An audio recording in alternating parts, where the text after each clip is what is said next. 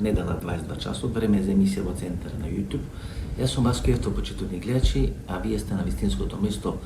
Зошто? Бидејќи во наредните некаде околу 1 час и 30 минути и вие и јас имаме право да знаеме вистината. Во вторникот имавме одлична вонредна политичка анализа на тема Ми-6 прави нова опозиција во Македонија. Дел од мемберите или мембарсите на YouTube каналот Васко Евтов бара од мене таа емисија да ја направам публика, односно цела публика да може да ја погледа, бидејќи тоа ни прави одреден проблем со алгоритмот кога тој тип на емисии, од емисија за мембарси ги правиме публика емисии или за цела публика, и тоа подоцна или една или две недели намалува бројки на овие основни интервјуа кои одат во недела во 20 часот, не ја направивме публика. Ако можете, станете мембарси, погледнете емисијата, погледнете позните 2 или 3 вонредни политички анализи, одлични политички анализи, сигурно нема да зажалите. Станите, значи, ставите лайк, ставите subscribe пред да ви го најавам гостинот на вечерта, тоа е бесплатно, за да можете благовремено да ги добиете сите информации поврзани со YouTube каналот Васко Евтов. Вечерва гости на вечерта Џевад Галјашевиќ. Интервју кој го снимаме по Добој, веројатно по завршување на таа турнеја Србија, Хрватска, Босна и Херцеговина требаше прво да го емитувам тој интервју, бидејќи е најдобро интервју. Тоа се интервју или тип на интервју кој јас ги сакам.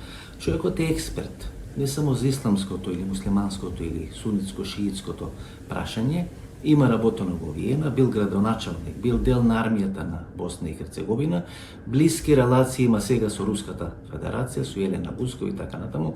Многу често престојава во Казан, тоа е еден град на територијата на Казан или на Татарстан, така што точно и во детали, во сите финеси ги знае сите овие работи кои се случат сега во Персискиот залив. Навистина таму има примирие, и тоа не е примирие кое вечно ќе трае. Тоа се примирие, па војна, па примирие и така натаму и така натаму.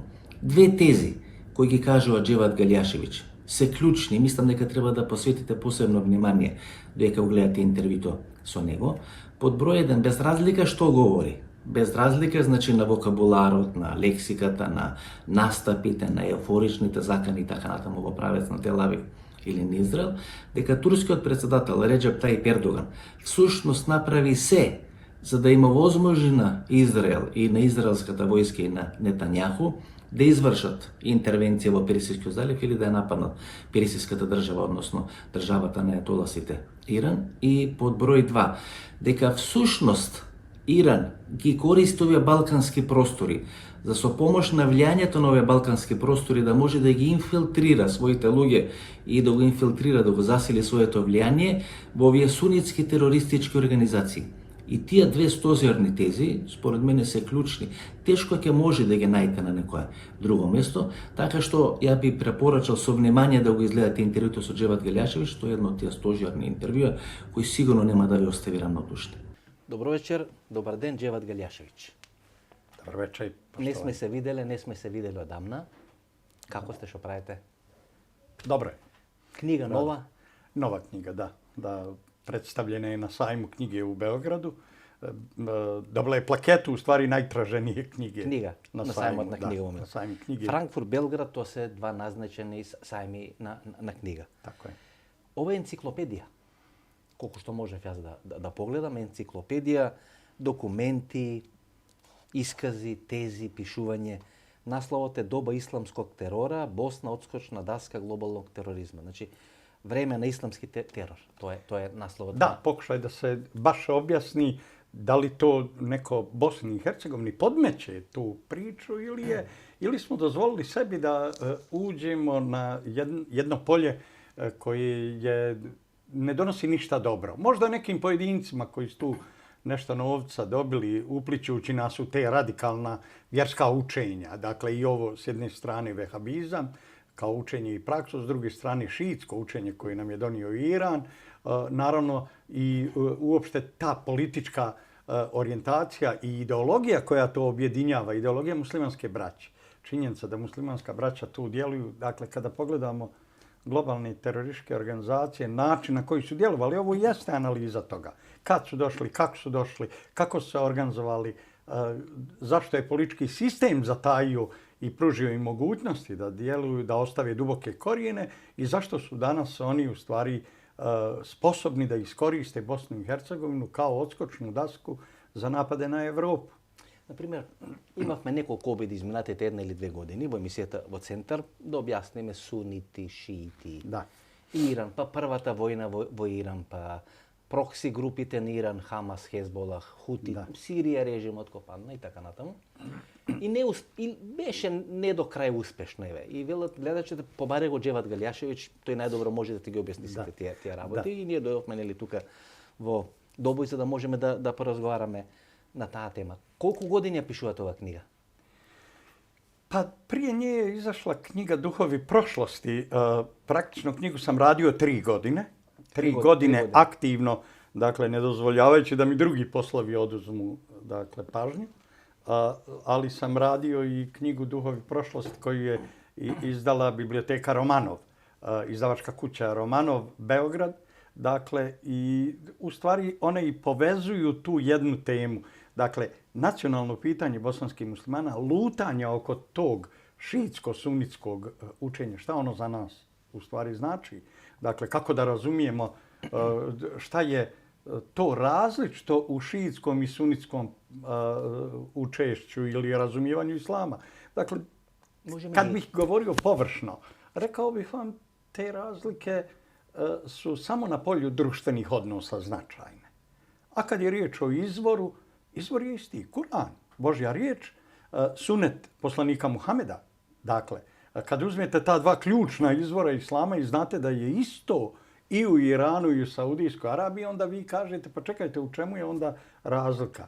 Praksa je izokrenuta, pravna analogija, kijas i fukaha su različiti, dakle, različito tumačenja i onda kroz praksu desila se neka iskrivljavanja. Ali suštinski, kada bih ja definisao sukob šita i sunita, to je sukob zbog vlasti, to je sukob zbog političkog nasljeđa, to je sukob koji nastaje poslije smrti poslanika Muhameda oko samo jednog pitanja, ko će biti nasljednik poslanika Muhameda. Dobro. Има ли разлика, да речеме, во концепти, во стратегија, во начин? Гледате, Иранската револуција велеше ние не сакаме монархија да бидеме.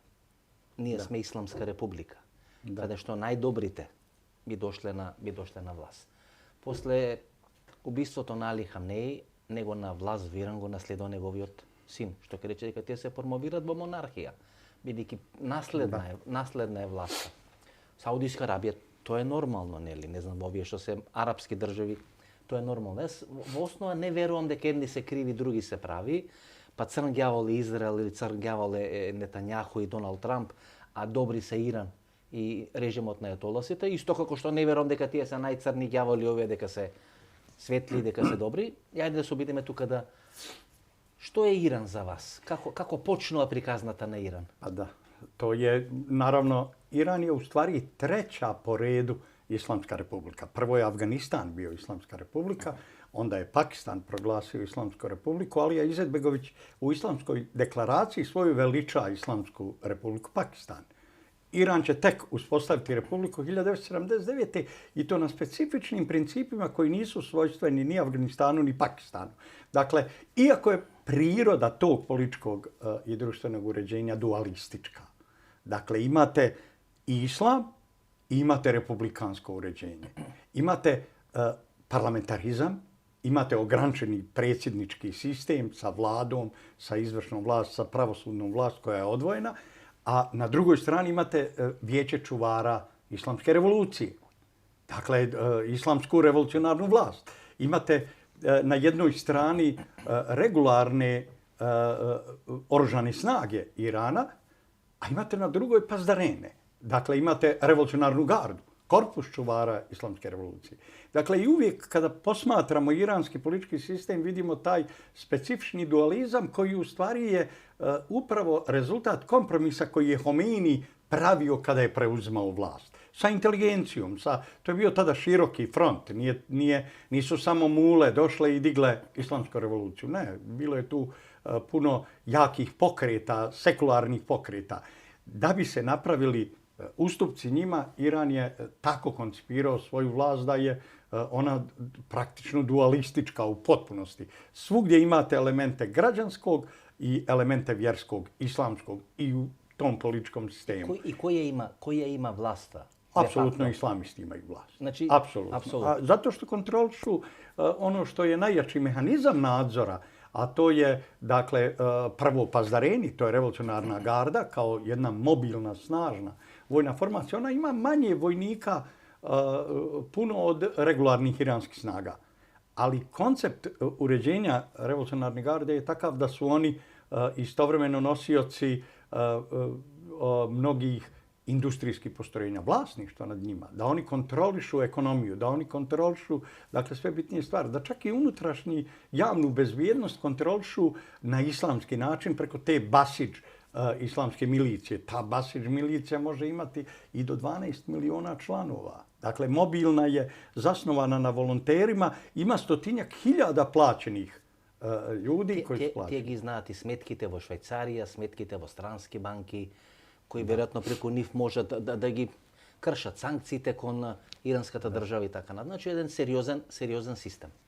Da, pa to je kada se pregovaralo, kada je predsjednik Barack Obama, dakle njegova administracija vodila pregovore sa Iranom, oni su trajali 2 godine o nuklearnom programu. 2 godine se pregovaralo, o detaljima se govorilo. Na kraju je sklopljen sporazum na 169 strana.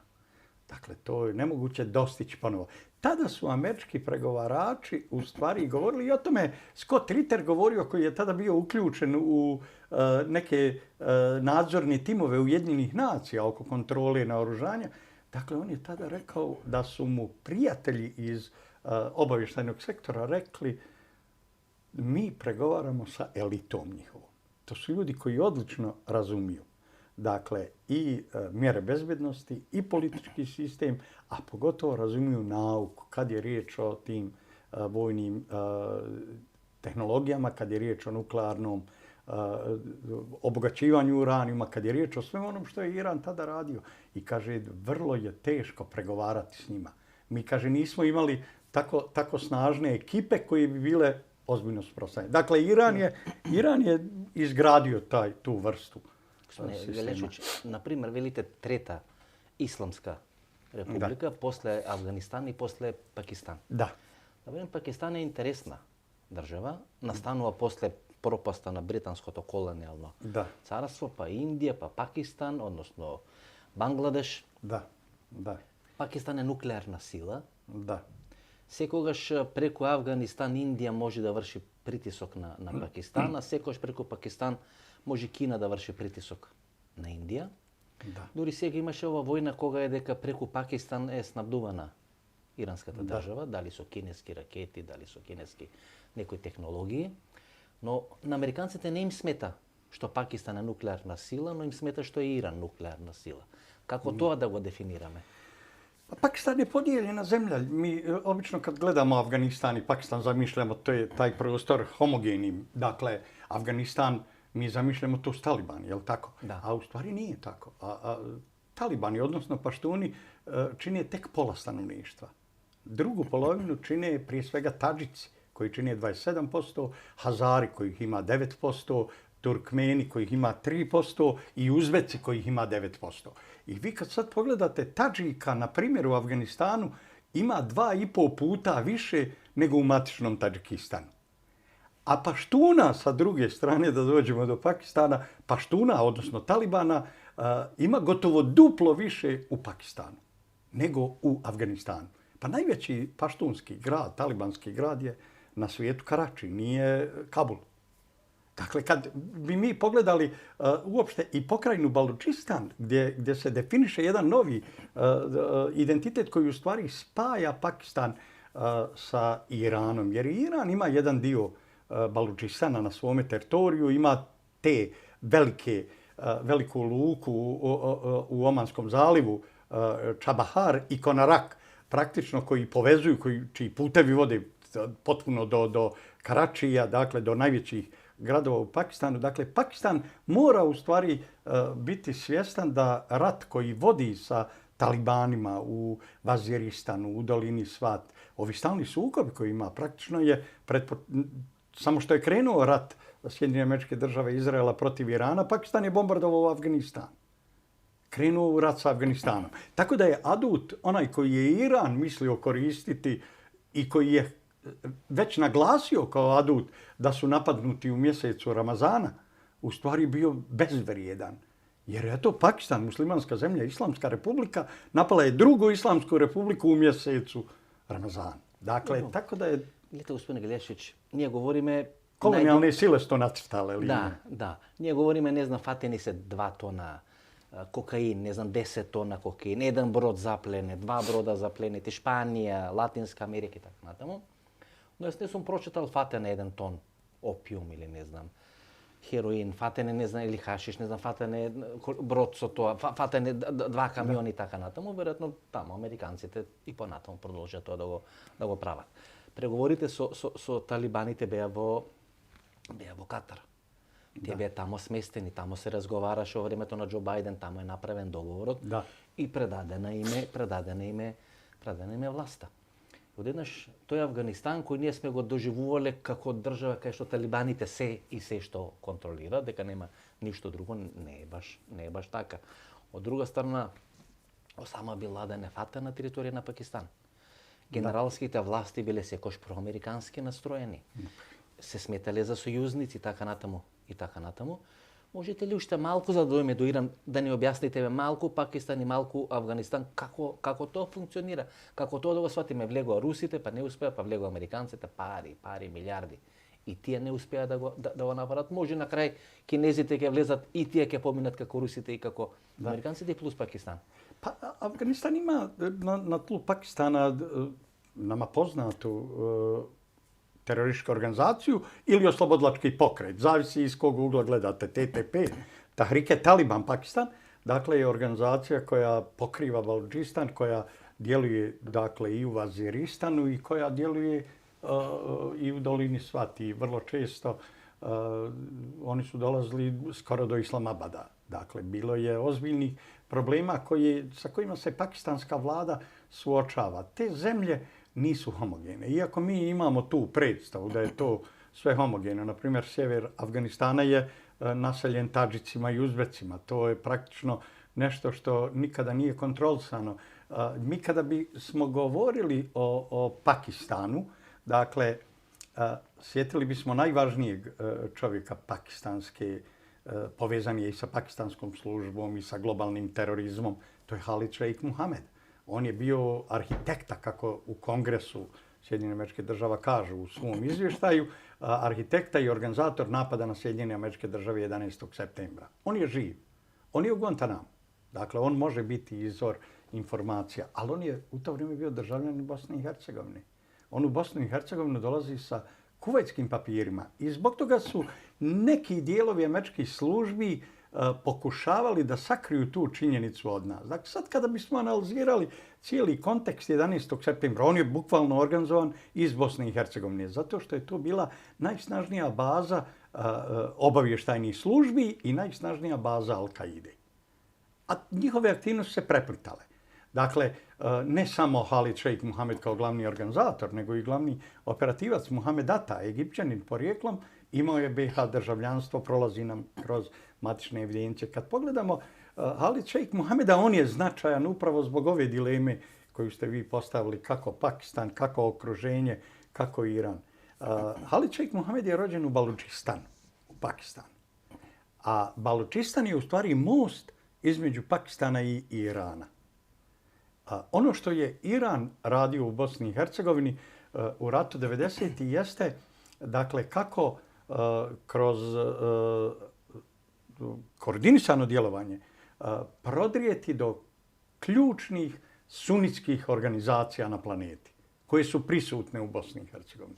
A to su bile sve. Сакате да кажете дека Иран на територија на Босна делува логистички, финансиски, војнички пред се, за да може преку територијата на Босна дојде до контакт до сунитските организации, Ал-Каеда, значи кои се сите муслиманските браќа и така натаму. Значи тоа е стратешка операција на државата Иран. Apsolutno. U to vrijeme najvažnija opera. I to je za hibridne operacije, za asimetrično ratovanje, za iransko prisustvo u regionu, za pravljenje u stvari proksi snaga među sunitima. Kako da vi Hamas uključite u svoju geopolitičku sferu, ako je to sunitska, palestinska, arapska organizacija. Dakle, imate dvojno neprijateljstvo. Neprijateljstvo Arapa i Perzijanaca s jedne strane, imate neprijateljstvo šita i sunita. Bosna i Hercegovina je bila ključ. Sa Bosnom i Hercegovinom Iran je otključao te radikalne sunitske organizacije, ušao preko sarajevskih mladih muslimana i Alije Izetbegovića u muslimansku braću, preko muslimanske braće ušao je u Al-Kaidu i usmjeravao njihove akcije. Tu dolazimo do Halid Šejk Muhameda. Dakle, ne samo do njega. I Halid al-Mihdar, i Nawaf el-Hazmi, i Remzi bin al-Sibih, i Muhammed Ata. Dakle, svi su oni imali državljanstvo Bosne i Hercegovine. Kod Halid Šejk Muhameda je bitno da je u vrijeme izvođenja napada na Sjedinjene Američke Države bio u Bosni i Hercegovini. Da je mijenjao mjesto stanovanja od Sarajeva do Zenice, da nam prolazi kroz razne vrste evidencija. Dakle, ne samo ovih matičnih evidencija gdje on dobija jedinstveni matični broj, pasoša, lične karte, nego vidimo tamo i dobijanje zdravstvenih knjižica, vidimo tamo dakle, mnoge tragove u sistemu Halid Šejk Muhameda. Naravno, američke službe su pokušale Halid Šejk Muhameda predstaviti kao nekog za koga nisu znali gdje je u to vrijeme bio. I to je laž koja je napisana u izvještaju. On je do 2002. godine, do januara 2002. bio u Bosni i Hercegovini, tada odlazi dakle, u Pakistan. I tamo će biti uhapšen. Iran je čudna država, 92 milijuna. Vidite deka vo pregovorite o vremena Barack Obama tija smeta deka ekipa od iranska strana je seriozna, deka Amerikancите ne raspolagat sa dovoljno timovi da može da parirat na iranskата strana. Znači, u vremena sankciji Iranci tu uspеа да развијат една интелектуална структура, војничка структура која има финансии, која има знаење, која има мок, која може да контролира. Доминантна шиитска држава. Шиити има во Ирак. Иако Сирија не е доминантно шиитска, беше под контрола на Иран, односно шиитската држава. Преко Алевита, преко Башар ал-Асад, Хамас, Хезболах, Хутите, тоа се прокси организации. Има една енклава шиитска во Саудиска Арабија, на северна Саудиска Арабија. Има во Азербеджан шиитска структура, сериозна шиитска структура. Има во Пакистан се смета некаде до 20, од 5, 10 до 20%, зависност од кој пописни резултати има, значи и во Пакистан. Иран сериозен играч е. Pa rekli ste u stvari sada kroz ova objašnjenja u stvari najvažniju stvar zašto pitanje napada 28. februara ne zaslužuje crno-bijelo opredjeljenje. Kako da mi kažemo da je srušeno tada međunarodno pravo? Ako analiziramo iransko ponašanje u regionu, Iran je lomio susjede. Iran je rušio politički sistem zemalja u susjedstvu.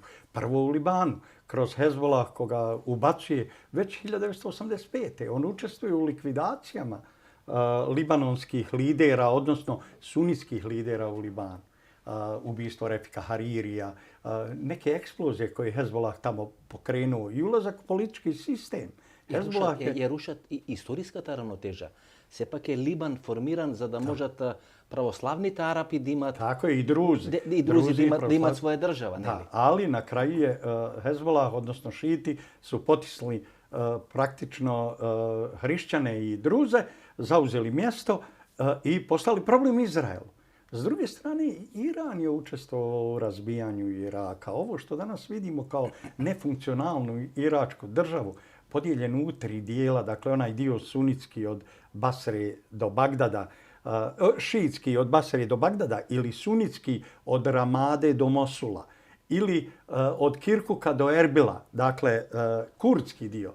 3 odvojena politička sistema, 3 različita mentaliteta, 3 sukoba, 3 sukobljene grupe. To je rezultat iranskog djelovanja. Iran je objesio Sadama Huseina. Iran je učestvovao u njegovom mrcvarenju, mučenju, presuđivanju i vješanju. Iran je, međutim, upravo negativno djelovao u Siriji preko manjinskih Alevita, koji je tamo 9 do 10%. On je praktično održavao vlast Bašara al-Asada. Iran je pocijepao Jemen i organizovao ubistvo Abdullaha Saleha, sa svojim proksi snagama Hutima.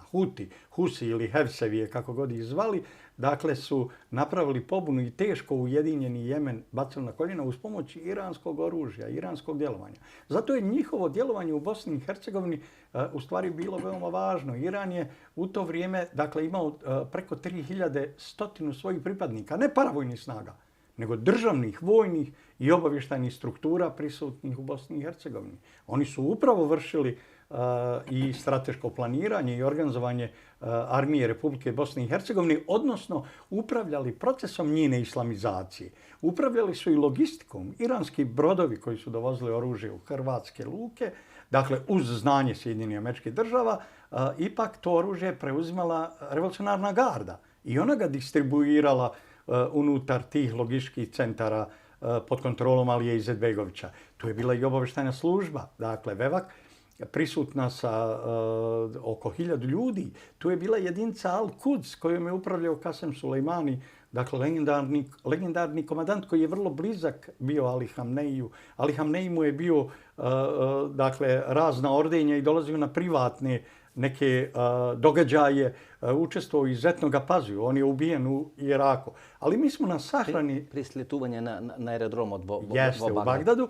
Mi smo nakon sahrane Kasema Sulejmanija i sahrane komandanta Hezbolaha iz Sirije, Fuada Šukra, doznali u stvari o njihovoj ulozi. Na sahrani su se iranski zvančnici time hvalili.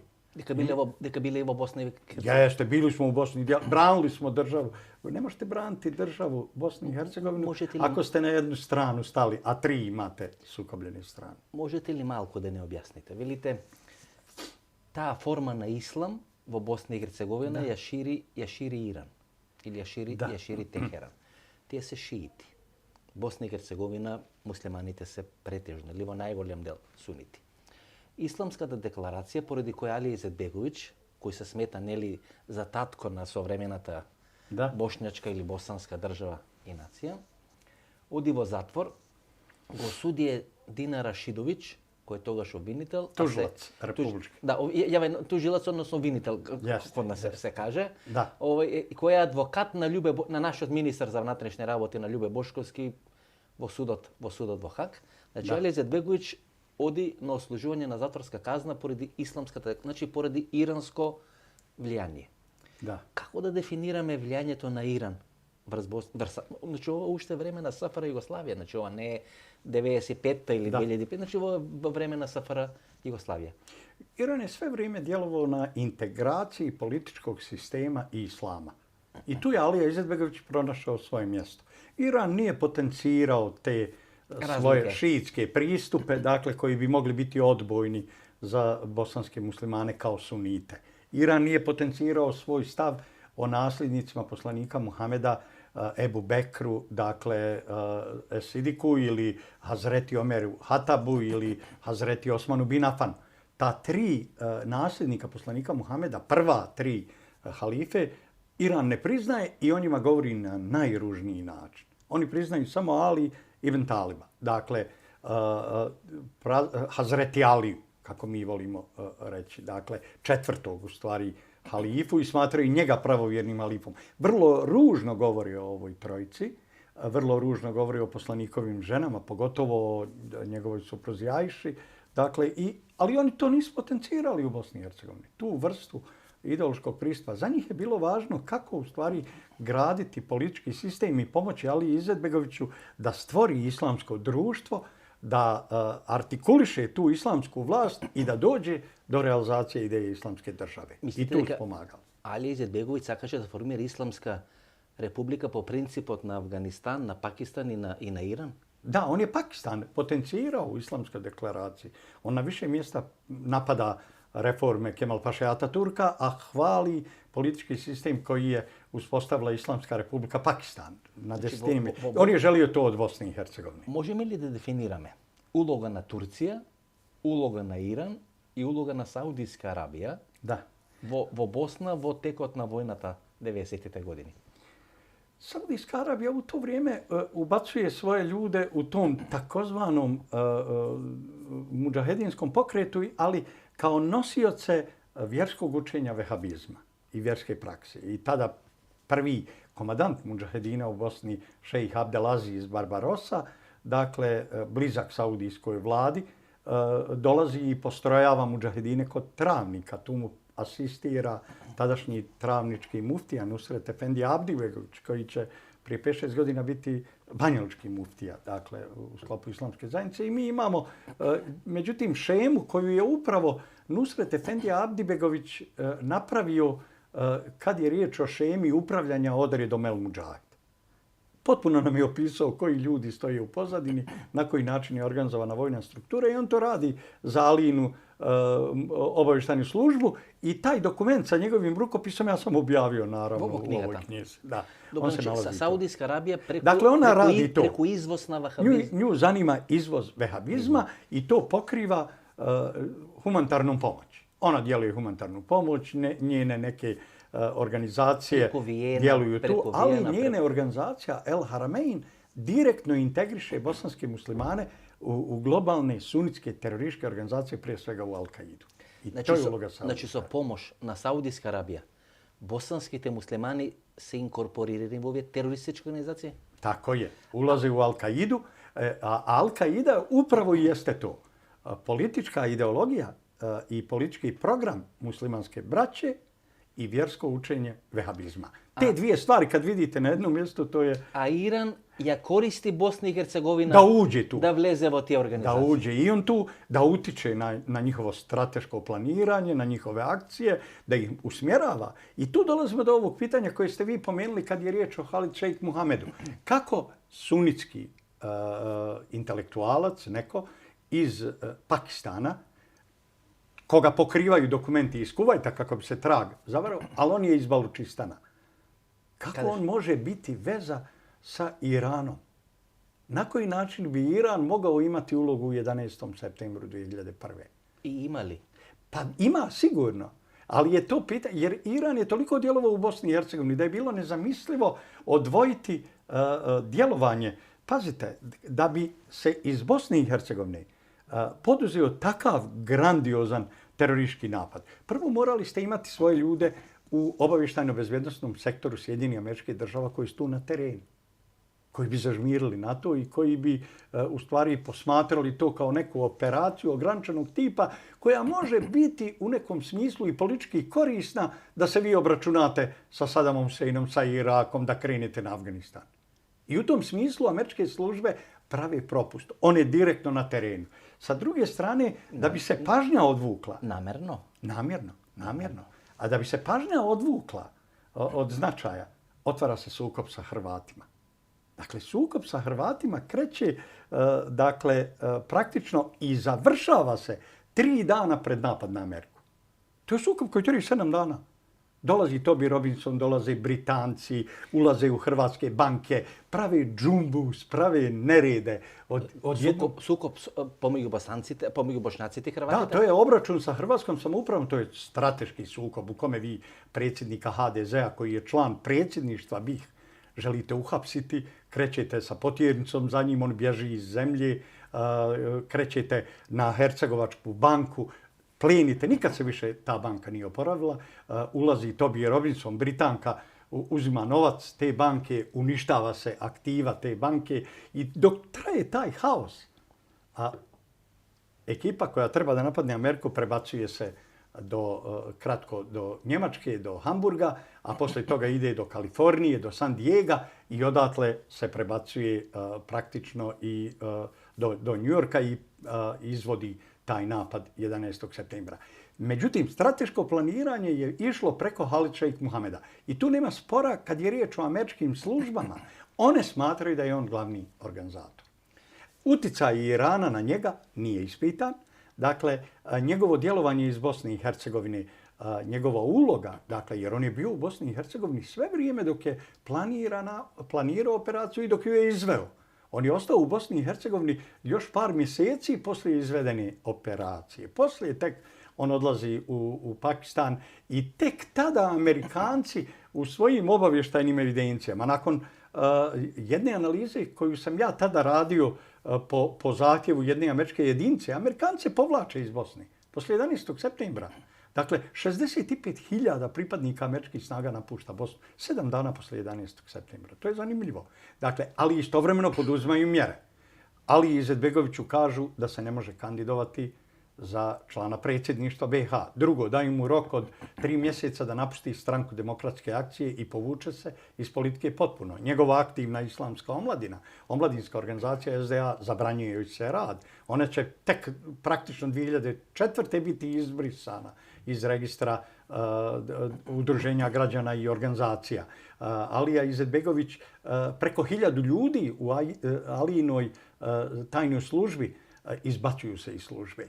Služba se integriše sa hrvatskom službom i dobija se nova, AID nestaje, dobija se nova federalna obavještajna sigurnosna služba. Poslije će se integrisati sa obavještajno-bezbjednostnom službom Srpske. Ali sve je to posljedica 11. septembra. Amerikanci su kaznili Izetbegovića. Dakle, rastjerali mu ljude, sankcionisali njega, sankcionisali mnoge. Pokrenuli sudski proces u Hagu protiv njegovog načelnika generalštaba Envera Hadži Hasanovića i pukovnika Amira Kubrije. I zanimljivo, njih je u Hagu zastupala Edina Rešidović. I oni su osuđeni. Da, o tome Tuka se fotografijete. Gledajte, Alija Izetbegović kako predsedatelj. Da, Alija Izetbegović. Bosna i Hercegovina. Alija Izetbegović osuden vo zatvor. Alija Izetbegović vo vojnička uniforma. Da, u 13. SS diviziji Handžar. Alija Izetbegović je osuđen zbog svojih veza sa nacističkom organizacijom Mladi muslimani. Ta organizacija proces je vođen dugo. 4 lidera te organizacije Mladi muslimani streljana. To je malo poznato. Dakle, Biber ih je izvjesni predvodio. Sve 4 vođe su streljana. Alija Izetbegović zato što je bio mlad kada je pristupio 13. SS diviziji. Imao je tek 19 godina. Malo je tu i poznato vrijeme kada Hitler donosi odluku da se ta formira SS divizija. Dakle, donosi tek u februaru 1943. godine. Ako analiziramo ratna dejstva i vidimo razvoj situacije na Istočnom frontu i ako vidimo da te 1943. godine, u momentu kada bosanski muslimani prave najveću SS diviziju u Trećem rajhu, 13. SS divizija je najbrojnija, najveća SS divizija u Trećem rajhu. To je malo poznato. Koja formira? Handžar. Handžar divizija. I ko nju formira? Formira onaj... Ona je formirana odlukom Adolfa Hitlera, lično, a u organizaciji te divizije dolazi Amin El Hussein, palestinski muftija, dakle, koji je jedan od vođa muslimanske braće. On dolazi tu, organizuje Huseina Džozu, organizuje ljude oko Džoze, Dobraču, ekipu i pravi i okuplja bosanske mladiće. Oni odlaze na vojnu obuku koja je 6 mjeseci trajala u Francuskoj kod gradića Villefranche. Dakle, i u momentu kada završavaju tu obuku, to je već novembar mjesec, kada se završava, novembar 1943. Ako analizirate stanje fronta u Drugom svjetskom ratu, bitka Čelika, Kurska bitka, već je završena, Njemci su poraženi, izgubili su 5000 tenkova, izgubili su 1000 aviona, izgubili su svu vojnu moć. Rusi nezadrživo odblokiraju Stalingrad, Leningrad i kreću prema Berlinu. Dakle, rat je bio odlučen tad. Već je tad obješen Mussolini. Već se tad saveznici iskrcali na Normandiji, na Siciliju, Sjevernoj Africi i tako dalje. Rat je bio završen. I toga se formira. Bosanski muslimani ulaze tada u rat da brani Hitlera kad je Hitler već izgubio rat. I to je tragedija političkog organizovanja i djelovanja. To se seriozni mreži, seriozni organizaciji, seriozni promašeni procenki, strategiji. I така натаму. Да. Ова групација Ел Муџахедин, што нарекувате.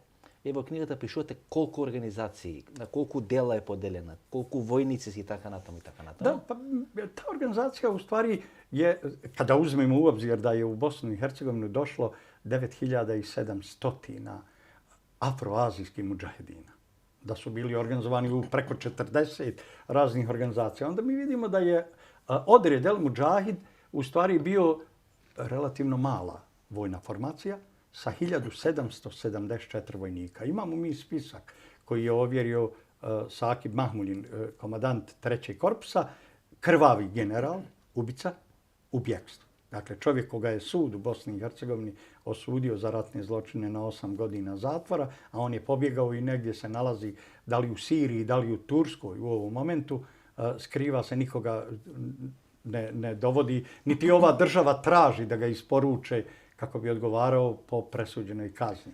Dakle, na tom spisku imamo 1774 mudžahedina, od kojih je 850 stranaca, afroazijskih elemenata, kako smo ih zvali, a ostalo su domaći mudžahedini. 924 su domaći mudžahedini.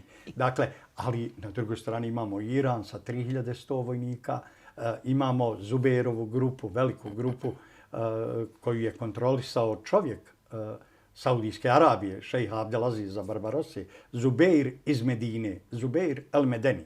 On će poginuti na Sarajevskom aerodromu u obračunu sa UNPROFOR-om tadašnjim oko aerodroma. Dakle, imamo alžirsku grupu, imamo takozvanu grupu francuskih legionara, koju zovemo grupa iz Zarubea, gdje se nalazi prvi Abu Hamza. Dakle, a kada pogledamo, on se zove Lionel Dimon. On je katolički legionar, dakle, bio. Njegov prvi saradnik je Christopher Kaze, ali mi ga znamo kao Ebu Velida. Dakle, na drugoj strani imamo britansku grupu iz Londona koju predvodi šejh Hamza El Masri. Dakle, njegovo pravo ime je Fatih Kamel. To je imam džamije u Finsbury Parku kod Londona. Povezan je bio sa mudžahedinima iz Bosne i Hercegovine u planiranju napada na američki njujorški metro. Kada su uhapšeni Adis Medunjanin iz Bosne i Hercegovine i kada je uhapšen Nadžibullah Zazi koji je postao saradnik. Dakle, i Abu Hamza El Masri je praktično Amerikancu 5 godina prisiljavali Britance da im isporuče tog imama koji je bio povezan sa njihovim službama. I na kraju su ga isporučili Sjedinjenim Američkim Državama gdje se sada nalazi. Ali svi ti ljudi su bili u Bosni i Hercegovini. Globalni terorizam je svoju odskočnu dasku izgradio upravo u Bosni i Hercegovini. Iran je našao način da djelujući u Bosni i Hercegovini prodre do muslimanske braće i tako je došao i do Hamasa. Dobro, posle vojnata u Bosna imame vojna Kosovo 99. godina, pa vojna Makedonija 2001. godina. Da. Ovi neki elementi na mudžahedinski strukturi, mudžahedini i tako natamo, se prelevat Kosovo pa Makedonija od teritorija. Imaše mnoštvo na takve informacije. Da. Da li ima takva? Naravno. Organizacija u Donjem Prekazu na Kosovu, Bekr el-Sidik, je formirana dakle, od mudžahedina čije su instrukcije davali iz Bosne i Hercegovine. Vidjeli smo hapšenje 11 imama zbog terorizma, među njima i Idrisa Bilbanija koji je bio jedan od uticajnih vođa mudžahedina u Bosni i Hercegovini, iako je to porijekla.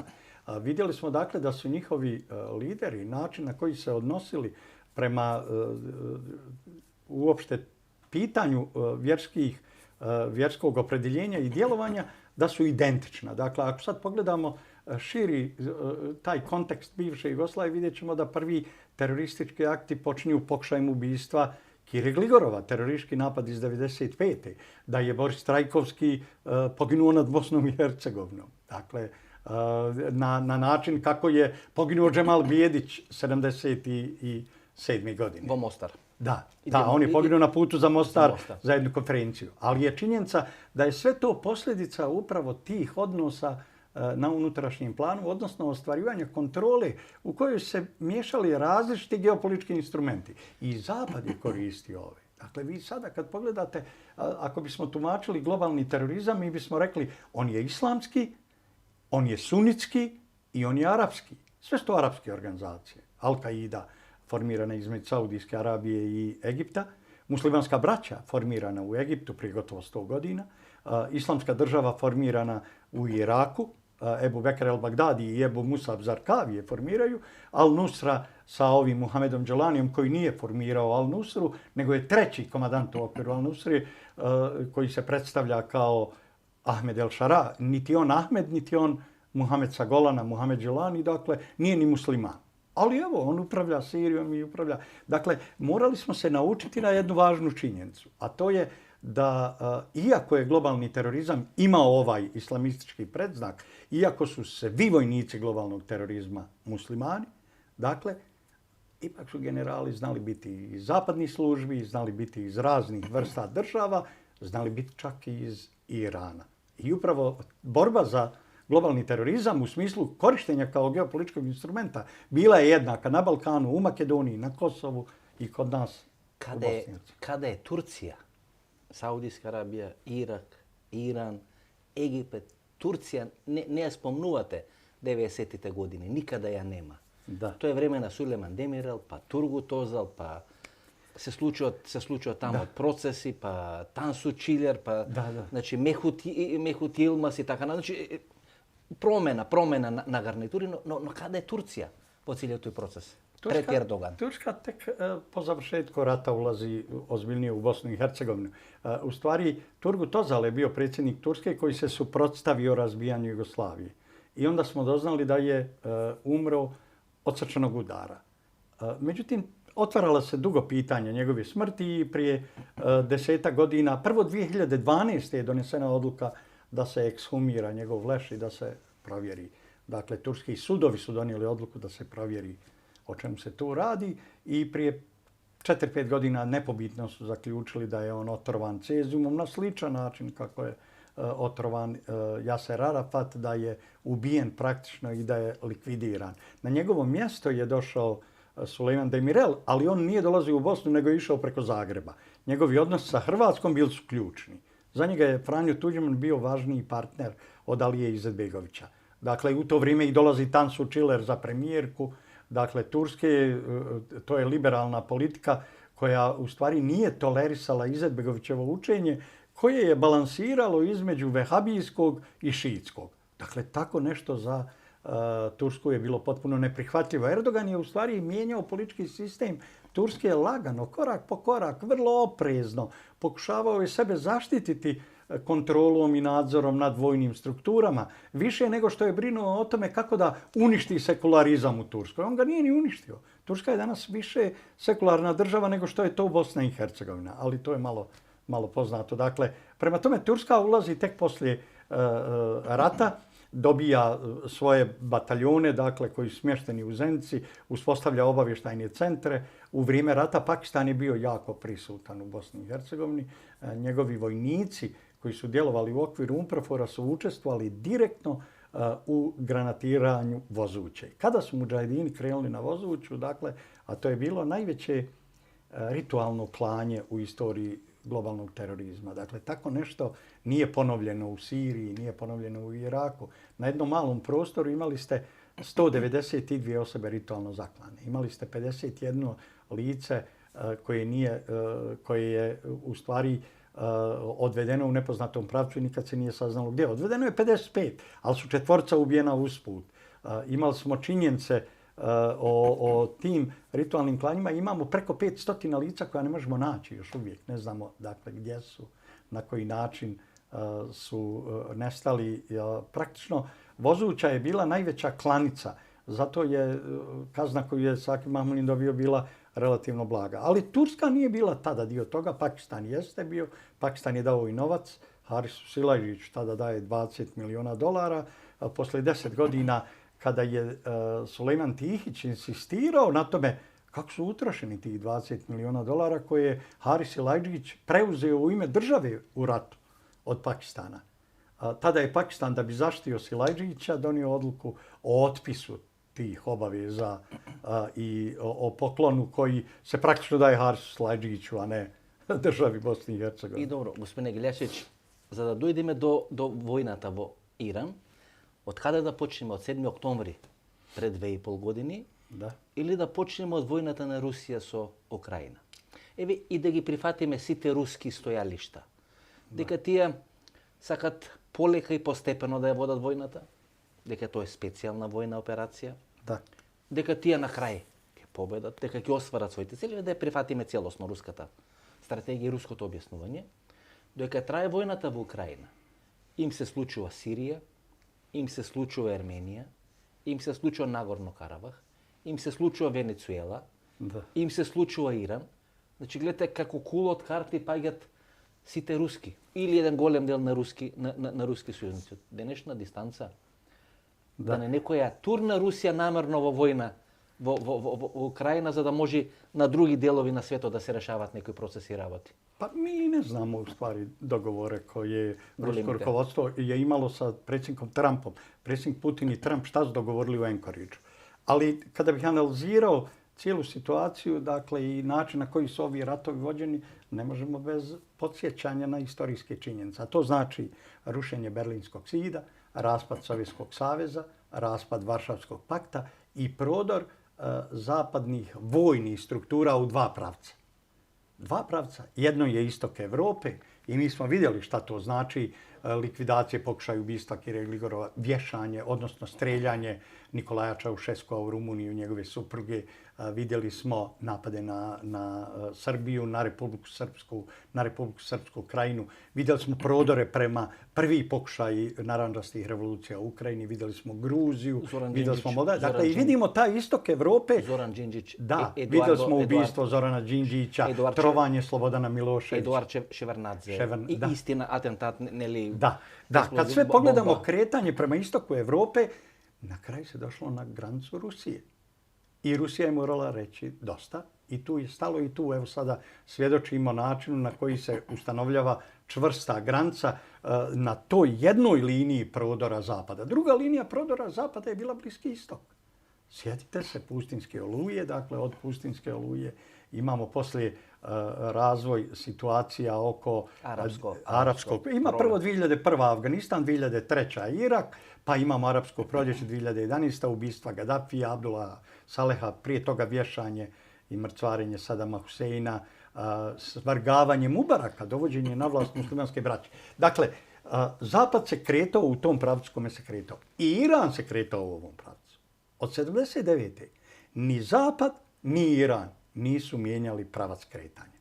Ponekad se intenzitet mijenjao, ali oni su se kretali u ovom pravcu neizbježnog rata. Da dojdi do ovoga, što danas gledamo. Dakle, i sada nije ozbiljno kada kažemo ovaj je kriv ili onaj je kriv. Ne. Njihovo kretanje u geostrateškom, u vojno-strateškom. Znači dva voza koji voza... Idu direktno, moraju se sudarati. Kao što je u istočnoj Evropi došlo do sudara, dakle, te zapadne Evrope i njemačkih interesa. Jer Njemačka je bila noslac mnogih ideja destrukcije na Balkanu. Njemačka je nama napravila haos. Mada ljudi ne voli to da govori jer to onda ne korespondira s našom namjerom da idemo u Evropsku uniju. Njemačka nama nije bila prijatelj. Ne samo od Berlinskog kongresa smo to trebali znati.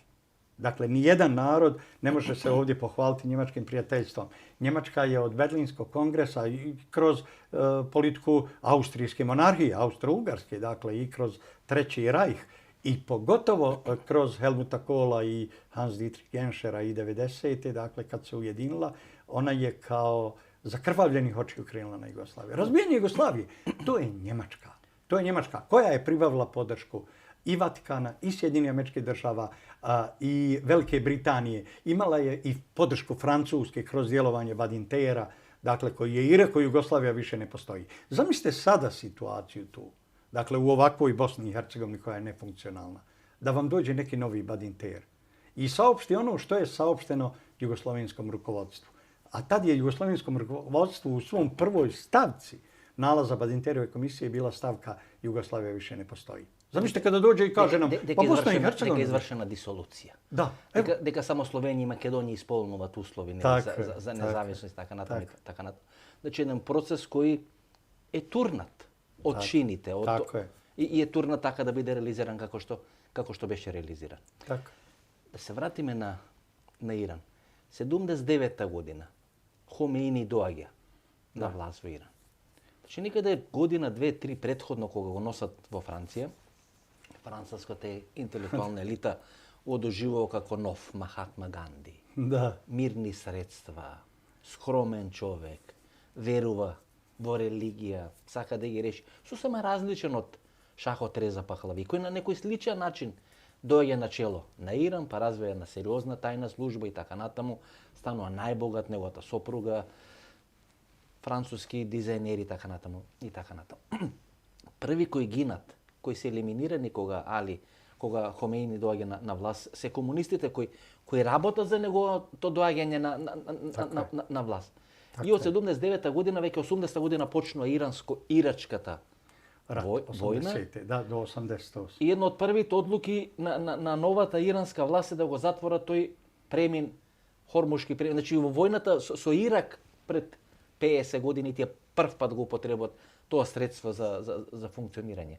Možemo li jedna geneza mala da dajme od 79. godina do danes? Da, pa to je bila Homeinije najveća prevara. Bio je radikal, bio je radikalni vjerski fanatik i taj revolucionarni islam, ideja revolucionarnog islama je u stvari njegova ideja.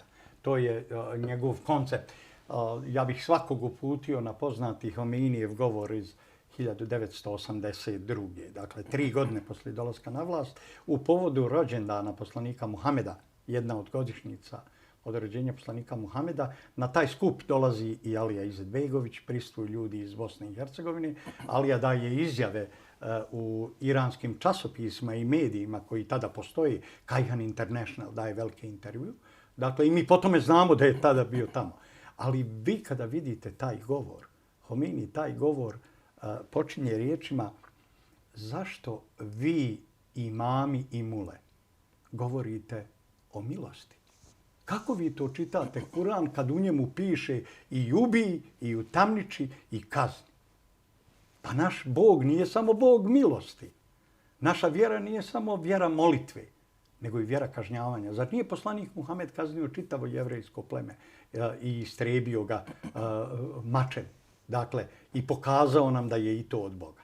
Dakle, taj njegov govor, čitav govor je radikalan ovako, na ovaj način. Dakle, on je donio taj revolucionarni islam koga je Iran sve vrijeme izvozio, dakle, u momentu dok je bio pod određenim sankcijama, dok je kao bio van podrške i tako dalje. Ali sakate da kažete deka iranskota specifika je deka Homeini, Hamnei ili vrhovniот lider može da го толкува Куранот, нели, за разлика од овие сунитските држави каде што Куранот е над било кој лидер, дека може да се изнијансира некоја таква специфика? Kod sunita postoje 4 velika pravna i dogmatička pravca. Dakle, pravna, mesheba takozvana, mi to kažemo meshebi. Najveći je mesheb Ebu Hanife Numan bin Sabita, hanefijski mesheb, i bosanski muslimani pripadaju tom hanefijskom pravnom i dogmatičkom pravcu, kao i svi muslimani Evrope, muslimani bivšeg Sovjetskog saveza, muslimani Indonezije, Malezije i tako dalje. To je najveći pravni i dogmatički pravac. Malikijski mesheb uglavnom je koncentrisan oko dijelova Iraka. Dakle, postoji šafijski mesheb koji se smatra nešto radikalnijim od malikijskog mesheba. Idris ibn Šafija je utemeljitelj tog pravnog i dogmatičkog pravca i postoji taj četvrti Ahmeda ibn Hanbela, hambelijski pravac. Međutim, hambelijski pravac kojim govori, koji koristi, koji prihvata Saudijska Arabija, u stvari je iskrivljen tim vehabijskim učenjem pristupom. Suniti su međutim pokušali urediti i pravce u islamu kad je riječ o šiitima. Pa su još 1958. godine donijeli odluku na Al-Azharu.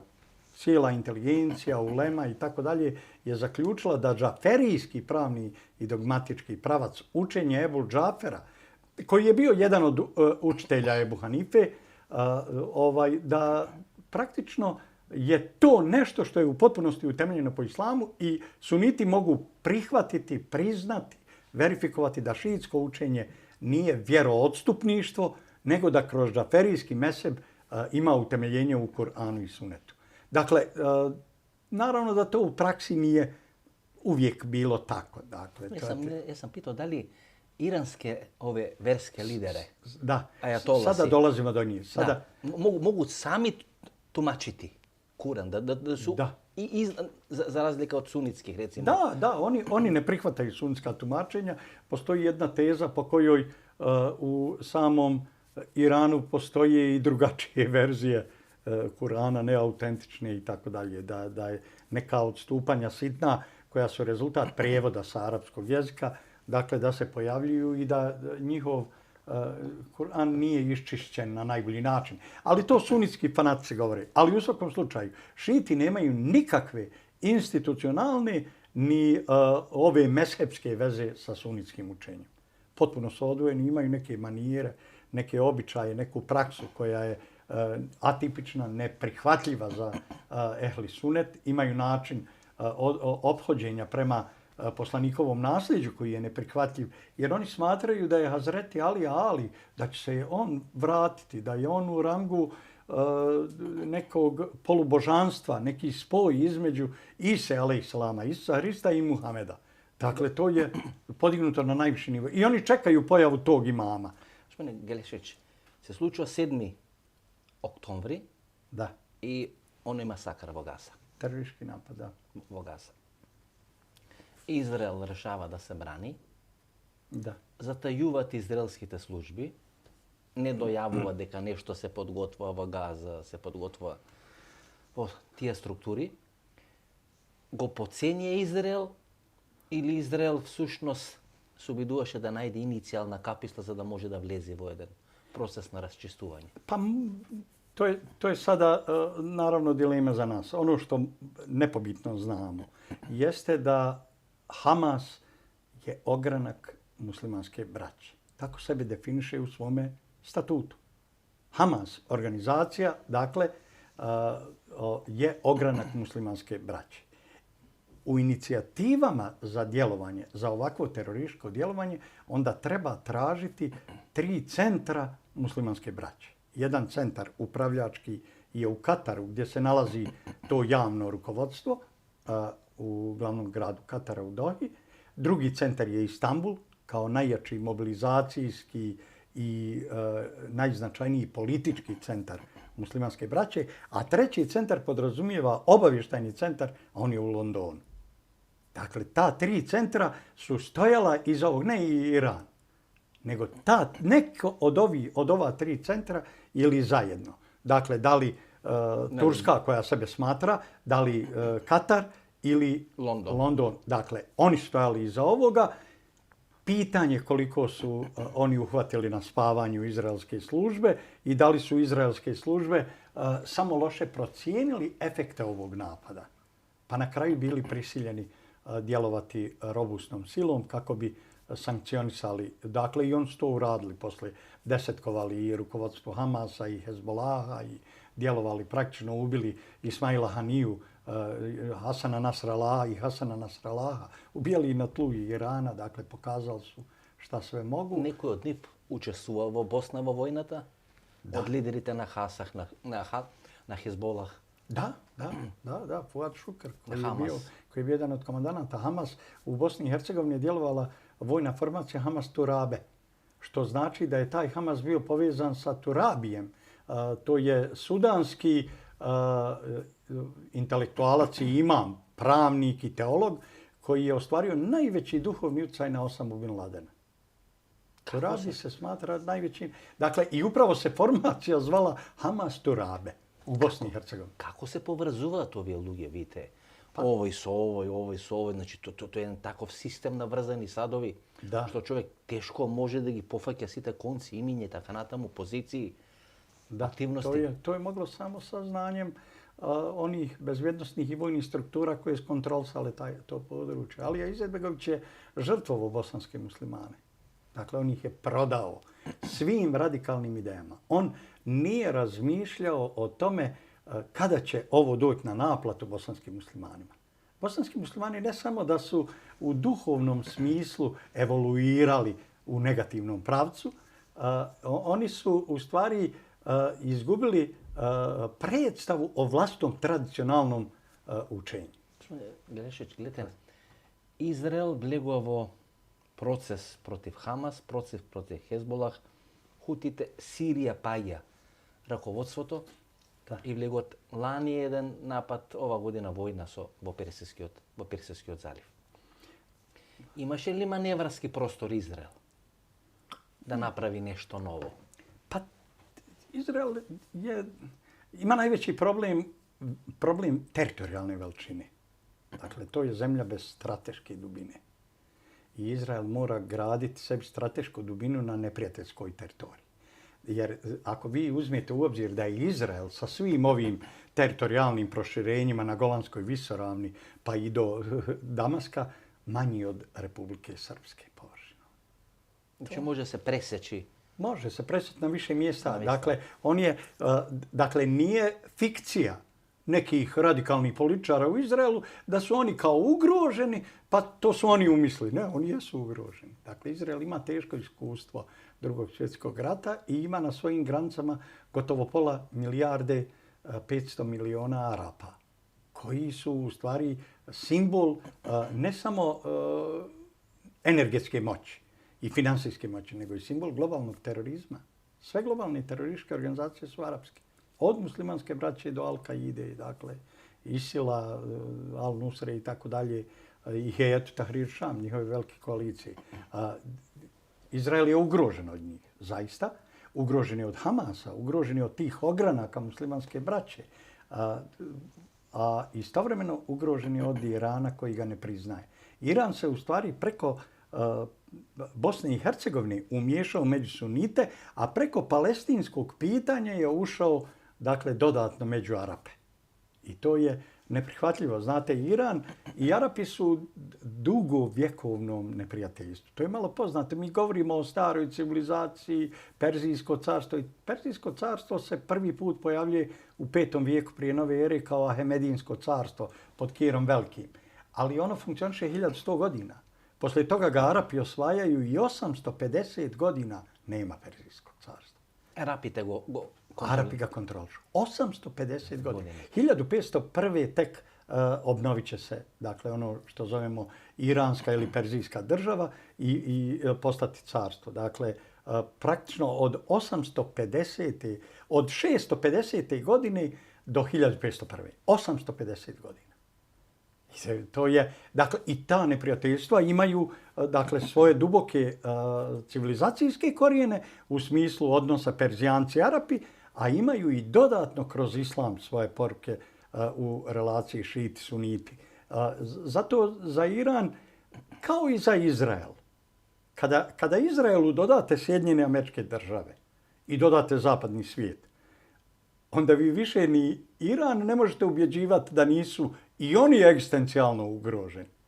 Mi sad imamo rat dvije egzistencijalno ugrožene države. Izrael je konstantno egzistencijalno ugrožen i od Arapa i od Irana. Sa Amerikom zajedno i sa zapadnim svijetom iza leđa oni ugrožavaju opstanak Irana. Golem Izrael. Floskula. Veliki. To je, ja mislim, prazna priča. Evo, vjerujte. Jel Izrael nema hoće... stanovništva. Nema stanovništva. Ma nema stanovništva. 12 milijoni, koliko se ti? Da, 10, 12, ali to je, mislim da je to prenaduvana priča, da to bi najlakše bilo objasniti tako Izrael želi teritorijalna, ali ova teritorijalna pomiranja su beznačajna. Gospodine Gljašić, kako da definiramo, gledajte, Iran vo momentot, evo konflikt su Arapite, ovje zalivski državi, i vo konflikt su Izrael. I vo konflikt su Amerikancite. Suštnost Izrael je realiziraše svoja ta strategija. Da go skara Iran i su Arapite i su međunarodna zajednica. Tako. To jeste za Izrael, ovo jeste idealna situacija. Dakle, oni sa Amerikancima slabe iransku vojnu moć, geostrateški je bacaju Iran na kolje. Iran ne može reći mi smo pobjedili, a da istovremeno imate 118.000 razrušenih objekata. Da imate 22.000 srušenih javnih objekata od javnog značaja, da imate 350 srušenih škola, bolnica i tako dalje. Dakle, ne možete reći mi smo pobjedili. Obezglavljena vojni vrh, politički vrh, mornarica, desetkovana avijacija, protivvazdušna odbrana. Da, ali Iran ima potencijal nanošenja štete još uvijek. Pa prema tome, ni druga strana sada ne može reći, ni Amerikanci ne mogu reći mi smo pobjedili kada trpe posljedice na dva najvažnija mjesta. Dakle, jedno je ekonomska šteta koju dolar kao sredstvo plaćanja energenata, kao zamjensko sredstvo, kao globalna valuta, trpi zbog garancija koje petrodolar treba da ima sa Bliskog istoka, od OPEC-a, od proizvođača i distributera nafte. Dakle, i pogotovo kad je riječ o zaustavljanju transporta, kad je riječ o Hormuškom tjesnacu, o blokadi Hormuza. Dakle, Amerika tu trpi veliku ekonomsku štetu koja nije trenutno vidljiva, ali je moguće pratiti kroz standard Amerikanaca, kroz cijenu nafte sada koja raste i u Sjedinjenim Američkim Državama, iako ona formalno ne bi trebala zavisiti niti zavisiti od bliskoistočne nafte. Ima svoje rezervi. Da, ali politička šteta koju administracija trpi je velika. To je, smijeniti apsolutno. Generali. Sa druge strane, Izrael je jedini pobjednik. Dakle, on ima dva strateška neprijatelja koji se međusobno istrebljuju, tuku, slabe i to je za Izrael dakle šansa da ostane jedina regionalna dominantna sila dakle u regionu koja nije oštećena u smislu ni vojne ni ekonomske moći, iako je gađana. Gospodine Gljašić, ние постојано говориме за Јерусалим и то го анализираме низ призмата на христијаните. Da. Верски, битни работи, процеси, прв храм, втор храм и така натаму. Исус Христос и се со тоа. Што оди? Зошто Јерусалим е битен за арапите, битен за муслиманите? Можеме ли, гледате, мал простор, пола милиарда арапи, 10 милиони евреи, перманентен конфликт, прва војна, втора војна и така натаму, на арапско-израелски и така на втора арапска. Криза 56-57 година во Суетски канал, кога французите, британците и израелците го напаѓаат Насер, му помага тогаш Двајт Ајзенхауер и американската администрација кој им се канува дека ќе пушти сите резерви на фунти, ќе срушат фунтата, пропаѓа британското царство, значи како шлагворд би одамо. Што е значењето на целиот тој простор, Јерусалим и така натаму? Arapi su zaostali. Arapi nemaju razvijenu ni nauku ni kulturu. Kad kažete najveća arapska naftna kompanija Aramco, dakle svi pomišljaju da je to najveća saudijska. Nije, to je kompanija koja pripada kartelu 7 sestara, a prije svega Exxon Mobilu, Rockefellerovom, zatim British Petroleumu i Royal Dutch Shelleu iz Holandije. Dakle, tu su još 4 manja akcionara. Dakle, to nije saudijska. Saudijci, dakle, u svim fazama od istraživanja do eksploatacije, trgovine, marketinga i tako dalje, ove zapadne kompanije su tu. Arapi uzimaju rentu, uzimaju taksu, uzimaju proviziju.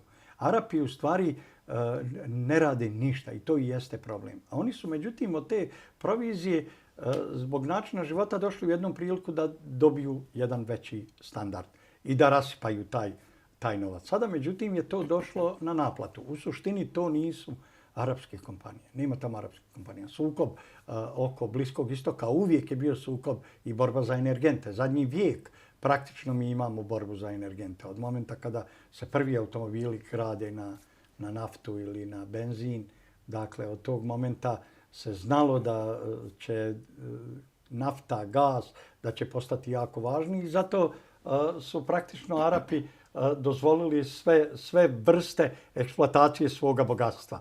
Iran to nije dozvolio. I nije ni čudo da je Saddam Hussein u stvari napad na Iran 1980. godine krenuo na najbogatiju naftom iransku pokrajinu Huzestan, kojeg oni zovu Arabistan jer tu ima puno Arapa, tu je većina čak Arapa. Ali svo naftno bogatstvo Irana, većinsko, je tu. I veze sa ostrvom Karg, koji je u stvari samo jedan veći terminal, 20 km možda kvadratni površine. U stvari izvori nafte su u Huzestanu, Koramšar i Abadan. Iako je Saddam Hussein uzeo Koramšar, okupirao ga u prvim danima rata, nikad nije uspio doći do Abadana, dakle i nikad nije uspio osvojiti obalu Šatel Araba, rijeke Šatel Araba, a pogotovo se nije uspio popeti na planinu Šatel Arab, koja dominira tim područjem. I tu je nafta razlog. Dakle, i tu govorimo o nafti. Iran u stvari svoje naftne resurse sam kontroliše i to je razlika u odnosu na Arape, koji sve to daju dakle, na korištenje zapadnim korporacijama, a Iran sam. I naravno da u pozadini tih ratova u stvari mogli bi se sjetiti izjava i Colina Powella i ljudi iz vrha Sjedinjenih Američkih Država u momentu napada na Irak. Kada oni kažu, uporno ponavljaju Iran, pa novinari opominju, pa čekajte, zar nije invazija na Irak? Da, kaže, reći će tada državni sekretar Sjedinjenih Američkih Država, mi govorimo o Iraku, a u stvari uvijek mislimo na Iran. Cijelo vrijeme. Cijelo vrijeme mislimo na Iran. Cijelo. Jeste. Tako da je to kretanje u stvari upravo bilo za to. Dakle, ima tu pozadnji tih, ima tu elemenata bezbjednosti, egzistencijalne ugroženosti koju Izrael osjeća, ima tu interesa različitih korporacija, ima tu nafte, energenata. Što je prava to ovi arapski državi, Katar, Bahrein, Oman, Abu Dhabi, Dubai i tako nato. Znači, gledajte, Kuvajt. A, Tije dava, plaća politički reket na Iran i na ovije proxy grupi za da nema terorističke napade, da može trgovije, da može turizam i tako na tomu. Verjetno teško je se oparavo vo narede. Iran teško je se oparavo vo narede. Koji je zazemi toj prostor, to mesto? Saudijska Arabija, Kurdite. Koji može da go zazemi toj prostor? Pa teško je kontrolisati takav prostor. Zapad kontroliše taj prostor. Sada se međutim Sjedinjene Američke Države se nalaze u specifičnoj situaciji. Dakle, kako oni su imali te geopolitičke instrumente kontrole i muslimansku braću koja su i britanski i američki geopolitički instrument i Al-Kaidu, Islamsku državu. To su sve geopolitički instrumenti kojim vi ucijenjujete rukovodstvo ovih država jer prijetite im nestabilnošću. Dakle, ali sada ako Sjedinjene Američke Države se budu morale povući sa Bliskog istoka, mi ćemo tamo se suočiti sa svim ovim vrstama tradicionalnog neprijateljstva, zasnovanog i na istoriji, civilizacijskim predrasudima, pitanjima bezbjednosti, pa i ovim interesima. Dakle, čini mi se da je to predsjednik Abu Dhabija jučer rekao da ovaj način ratovanja i način na koji je Iran najviše razarao Ujedinjene Arapske Emirate je nešto što se neće lako zaboraviti i da će trebati mnogo godina i decenija da se uspostave normalni odnosi. Prema tome... Persijski zaliv nestabilen, Iran Irak nestabilen, Sirija nestabilen. Teroristima da to Saudijska Arabija koja pomina posle ubistvoto na ovaj saudijski novinar vo Nimnat ambasada vo Turcija ni jedan mnogo bolen procesna transformacija. Pa mora fudbalske ekipi, pa mora Ronaldo, pa boks mečevi, pa Formula 1, znači da investirat vo novi otimić Saudijska Arabija. Pakistan koji ima toj tradicionalni konflikt so Indija, znači britanski model. Bangladeš, Pakistan, Indija, međusobno skarene, Kašmir i tako natamo. Završi ili počnuva vreme to islamski teror? Da, nastavlja se nova faza. Dakle, pogrešno je uvjerenje, ja sam sa nekim ozbiljnim analitičarima sa zapada raspravljao upravo na tu temu. Oni zamišljaju islam kao homogeni entitet koji nastupa, dakle, kao islamski svijet. Ne postoji islamski svijet. Ne postoji jedinstveni islamski svijet. Toliko su duboke razlike, tolika je razjedinjenost, tolika je fragmentacija. Ne postoji ni identični politički, strateški ciljevi, niti postoji čak sličan pogled na vlastitu vjeru. Toliko su duboke razlike da je nemoguće govoriti o tome da će neko unutar islamskog svijeta sada ostvariti kontrolu nad nekim zemljama. Turska se tu kandiduje, ali Turska je uradila najvažniju stvar za ovaj rat. Turska je okupirala Siriju. Turska je omogućila dolazak lažnog Ahmeda el-Šari na vlast u Siriji i Turska je omogućila da se američko-izraelski napadi odvijaju upravo preko Sirije. Zamislite teroriste koji uspijevaju zbaciti sa vlasti Bašara el-Asada, a ne znaju opaliti s puške metak na neki dron, američki helikopter, izraelski i tako dalje. I da Arapi su prodane duše. Dakle, ovo je besmislena situacija. Dakle, nema ovdje, ako neko želi u moralnim kategorijama da razgovara ili da govori o islamskim vrijednostima na ovom ratu, ovaj rat je zadnje mjesto za takvu raspravu. Dobro, zašto nekoliko pati upotrebujete lažni od Al-Šara? Zašto je upotrebujete ta formulacija lažni od Al-Šara? Da, pa on nije taj. On se šprda sa islamom. Taj čovjek se šprda. Dakle, prvo se zvao Muhammed Džolani, gdje su nam transkripciju pravili kroz zapadnu. Dakle, gdje vi Muhammed sa Golana, Muhammed el Golani, izgovarate kao Džolani ili Džulani. Da se ne dosjetite da Muhameda na Golanu nema od rata 67. godine. Ne gore Muhameda na Golanu. Ali on je nama rekao da je rođen u Saudijskoj Arabiji, da je Saudijska Arabija je to poslije demantovala. Dakle, postoji jedan veći izvještaj Saudijske obavještajne službe o stanju u Al-Nusri. Ali ono što znamo nepobitno o njemu jeste da je u isto vrijeme u kampu Buča, vojnom kampu Sjedinjenih Američkih Država na granici Kuvajta i Iraka, da je u Kuvajtu, dakle, ali na granici sa Irakom, da je boravio zajedno sa Ebu Bekrom el Bagdadijom. Da su trebali napraviti islamsku državu, da su napravili islamsku državu i kad su je napravili, tad se on od Bagdadija odvojio, otišao prema Al-Nusri i bio u Al-Nusri. U početku se zvao Muhamed. Pazite, Muhamed i Ahmed u arapskom jeziku imaju iste korijene. Dakle, HMD. MHMD je Muhamed. AHMD je Ahmed. To je potpuno isto ime. Dakle, kad vi pogledate način na koji se on šprda sa poslanikovim imenom i sa transkripcijom, odnosno poigrava, dakle, on ima najvažnija imena. Najvažnije ime Muhamed, malo mu. Dakle, da ima neko muslimansko ime. A poslije kaže, nije mi to ime, nego mi je ime Ahmed el-Šara. Nema toga, takvog prezimena, nema nema korijenje. U izvještaju Saudijske obavještajne službe o stanju u Al-Nusri, tako se zove taj izvještaj. Dakle, opisana je njegova uloga, dato je čak ocjena odakle on dolazi i tako dalje, čiji je sin. Dakle, on nije musliman, definitivno. Dakle, nije musliman i neka ostane na tome.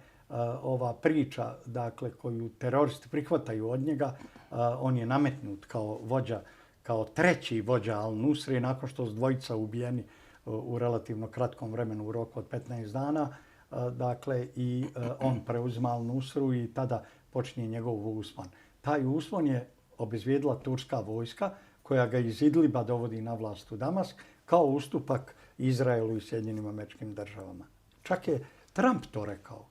Čak je Trump to rekao Erdoganu kad mu je bio u posjetu prije mjeseci, nešto, dva mjeseca prije rata sa Iranom. On je zaslužan za sve ovo. Ali kaže Erdogan. I pokazao na njega. Ali neće da preuzme zasluge. Zašto neće? Pa zato što morate folirati svoje seljačine, morate formirati zavedeni narod, da ste vi na drugoj strani fronta. Erdogan je najvažniji partner Izraela. Ali to ljudi ne žele. Naravno, on ima svoje crvene linije.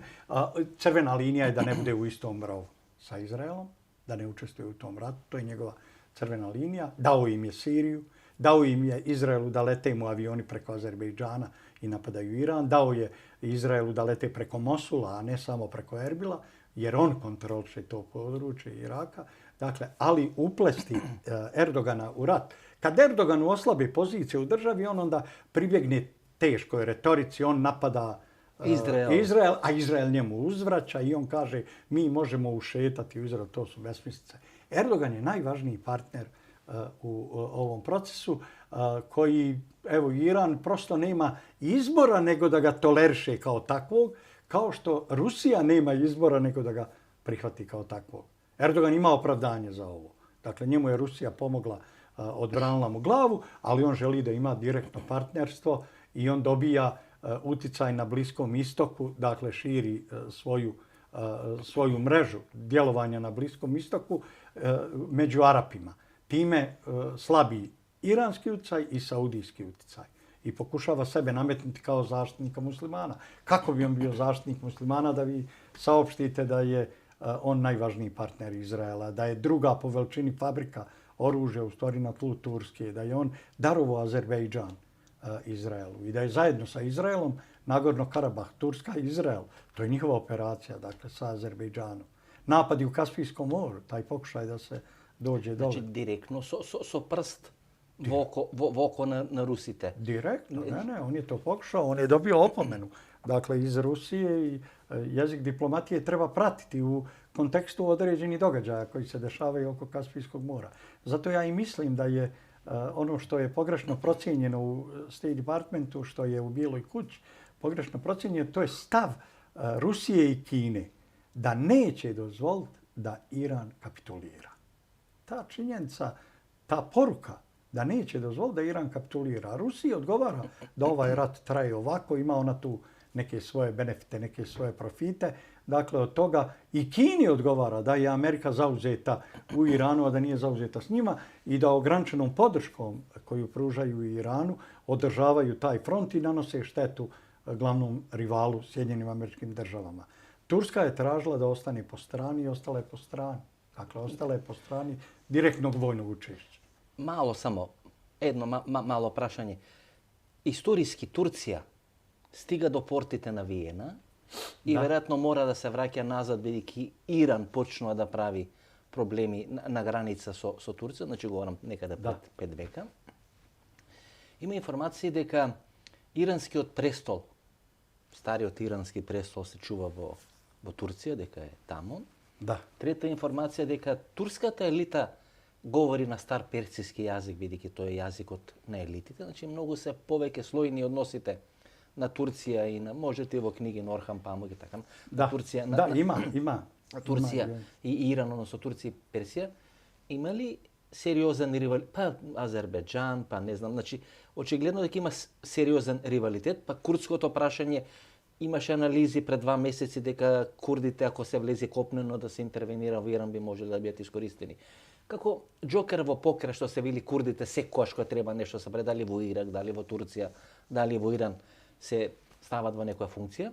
Турците сами прават анализи дека не постои османлиска голема империја без воена подршка, кај што курдите се топовско месо или сериозна воена сила. Ајде на крај, Иран, Турција, можеме ли да го дефинираме? Има ли сериозен историски ривалитет? Има, apsolutno. Veliki rivalitet na granici neprijateljstva.